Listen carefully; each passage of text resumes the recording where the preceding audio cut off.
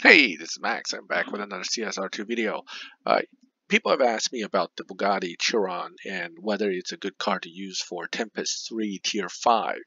Well, the short answer is yes, absolutely it is good for Tempest 3 Tier 5 because it's a 7-second car maxed. So how maxed does it have to be to get through the challenges without a problem? Well, not maxed, but has to have enough parts. One of the key S6s for this car is body. Body seems to do a huge amount for this car. And if you have it, and let's put everything else at stage 5 except for body. And if you have body at stage 6, you have everything else stage 5. And let's assume you have most of the fusions. Let's take a quick look what the times are showing. 9.272. Okay, so that's just with body, because without the body, this car runs about a 9.5 at full stage 5. So if you take body off, you'll notice that it runs quite a bit slower. 9.7 in fact. So body's big.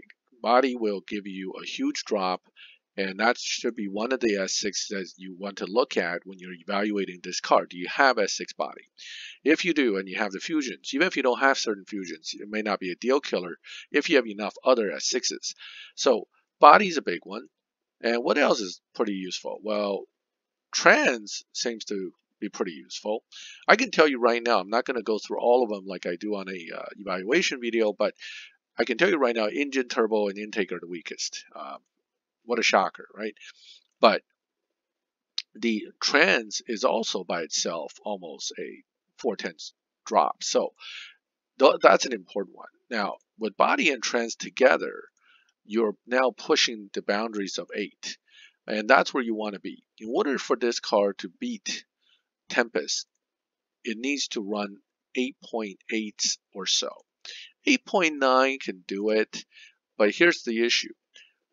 See, now it's 8.8 with those two S6s and full fusion. Now, we'll talk about the effective fusions in a minute, but 260 was the top mile per hour. 2.313 being the top 0 to 100, you have to do a 707 pp point. What you can see right now is a 706 pp with full fusion. You will beat Harkness no problem because he runs a 9.04. The top speed trap is a 260, and that's obviously easy. So this car is very strong. It can do the job with basically 2 S6 and full fusion. Or if you have less than full fusion, but you got a lot more S6s, it can certainly do the job with more S6, missing some fusions. Now, how do you know if your car's ready? Right? That's one of the questions. My car's not built the same way as yours. Yours is maxed. Obviously, everything looks easy, but I'm missing 20 fusions, 30 fusions off my car. All right. This is what you do. Before you select any car for Tempest to use in Tempest, you put your car to whatever max setting, meaning every part installed that you have, and then you do a dyno. Once you do the dyno, what I want you to do is look first at this. Does it beat the boss time? Don't know what the boss time is? Do a search online. A quick Google search will tell you the Tempest 3 Tier 5 boss runs like a 9.04. So does it beat that? If the answer is affirmative, you now look at the next two things, which is how quick is this car 0 to 100? Know that any car that's running under 2 at max, you're good to go. What about the quarter mile and half mile speed? Quarter mile doesn't matter. Half mile speed does matter, but does it beat a 260? If it does, you're good to go. So when we look at the Chiron's dyno, it already tells me this car is fine. Absolutely fine for use in Tempest 3 at as low as 706 pp points, which isn't even the final 10 races pp requirement. That's actually race 10. Well, the first race starts at 685, then 692, 698, 707, 717. So by race 40, you already reached the ability to beat the final boss. So obviously a good car. Usually cars that are running 7s max, like the Chiron, like the Hennessy Venom, even if you're not fully fusioned out, even if you're missing 2 or 3 S6s in some cases, you will have no problem beating it. And that's a good thing. So these cars, if you have it built for parts, whatever parts you have it built, they're well worth using. And they can easily get you through the final races. So with the Chiron, one thing I noticed that nitrous isn't that important to it. Even if you had no nitrous, but you have most of the power adders, like engine, okay, you can still beat the challenges and beat it quite easily, in fact. So 8.8, no problem here, no problem there. So the Chiron, again, very good car to use if you have everything. What you want to do, though, is you want to think about this. This number at any given PP determines what the car can do. So if you put your car to this PP point, and that's all the parts you have, that's all your upgrades, and the number looks something like this, maybe not that low, let's say something like that, then when you do the dyno, you're going to get a number like this. What does that tell you? Too few fusions. The car is not ready. I'm assuming you're tuning it to max evo. If it shows something like this, your car's definitely not ready. Do not use it in Tempest. But if it is something around this, still no good. It really needs enough evo points to hit this target number, which is 904.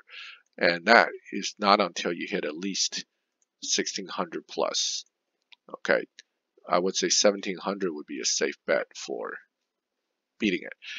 The other issue with this car is that it's not very good at hitting dynos, so you don't want to use it if you cannot drive it. So, for example, let's take a look how it's driven.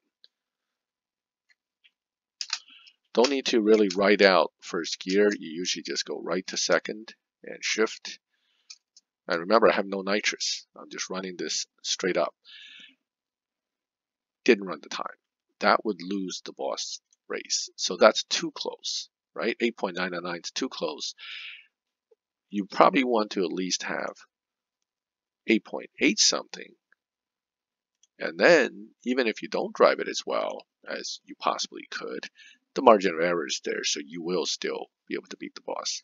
And again, I'm running this without any nitrous, so this is purely all motor. And again, don't bounce the needle off of perfect too much in the first 2-3 gears, and you will have a much better time.